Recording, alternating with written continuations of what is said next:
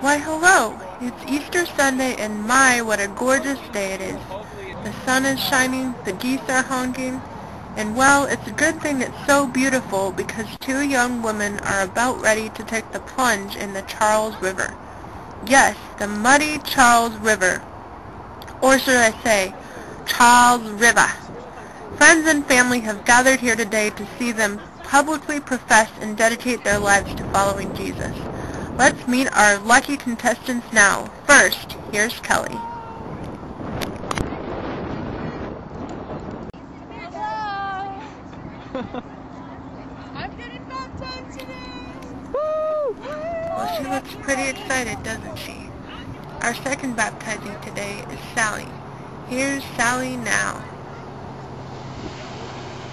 And there's David Hill, pastor of Fenway Church, who will be baptizing Sally. David has a few words to share with us.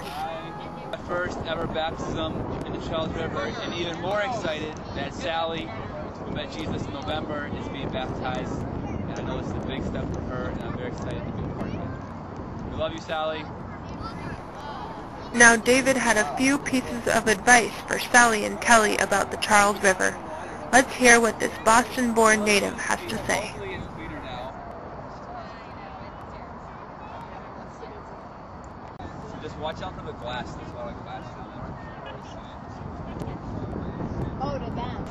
Okay, thanks everybody for coming today. And here's Kent Morawski, pastor of the New Journey Church, who will be baptizing Kelly today. I just want to share a little bit about baptism and what it means, what it represents, a little bit about Kelly. David's going to share a little bit about Sally, and we'll do most of our words out here and then go in the water, okay? Good idea. So Kelly has been a part of our community at Journey Church for about the past 5 months, and she was well on her way to following Jesus before that, and there's been a lot of people that were much more influential in her life than we were, and some of which are here today, and so we're really thankful that you've all come and for the people that have invested in Kelly too. But she's been apart for about 5 months, and it's been such an awesome joy just to watch her hunger for God, to watch her grow, to watch her want the things of Jesus, and to want to be an authentic follower of Jesus. She's really just a person who's in the place of saying, I want God's kingdom, I want what Jesus wants for my life, and that's really what baptism is all about. It's a discipleship step, or a step in our journey with Jesus that's kind of an outward sign and symbol of what has happened in our hearts. So baptism is a symbolic action, but it's also a spiritual action, and it represents when you go down under the water, your old self that didn't want to follow Jesus, that self that constantly participated in sinful things, is being buried under the water, and when you come out of the water, you're rising again to new life in Christ. And so that's kind of the symbolic action of discipleship, but also it's a spiritual action. It's kind of it's saying that we have left our old life behind, and we're willing to take this step with Jesus as a public confession, a public declaration of our new life in Christ. And so thanks so much for sharing that with us. I just wanted to share a little bit why I'm here. I actually became a Christian about 5 years ago, but I haven't ever taken the step to be baptized for one reason or another. But a little bit of how I became a Christian is I went to church from time to time growing up, but didn't really know what I believed in. I went to college, and I was invited to go to church, and I just kind of discovered that I didn't know if there was a God, and I wanted to figure that out. So I started going to church and learning more and more, and just there was part of me that didn't feel like I needed God, but when I was at church, I felt like there was part of me that was whole, and there was like a joy and a peace that I got from Jesus and from God that I hadn't been able to fill that in any other way. And so I probably asked like 30 people why they believed before, because I just wasn't sure.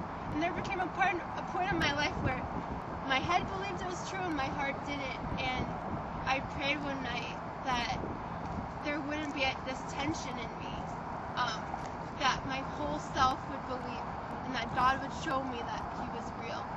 So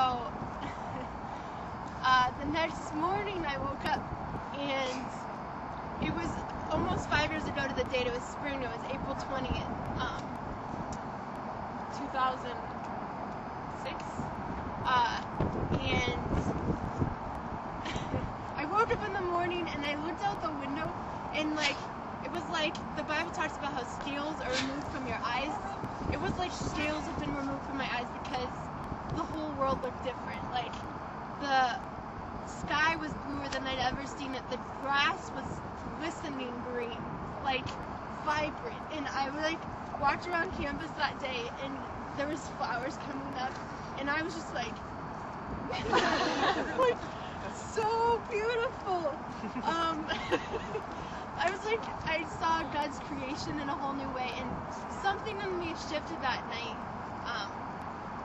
that I can't explain. I just knew everything about the Bible was true, and before it was confusing and I wasn't sure, but then I was just convicted that it was all true, and that's how I became a believer. And ever since then, the great news is I didn't stop at that point. Ever since then, it's been such an incredible adventure. I was rowing, I was playing volleyball, I switched to rowing, I moved here to row and try to make the national team on this river, and now I'm being baptized in it.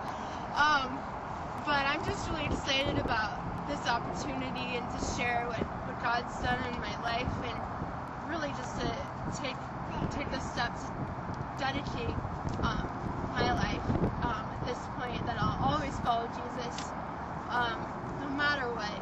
And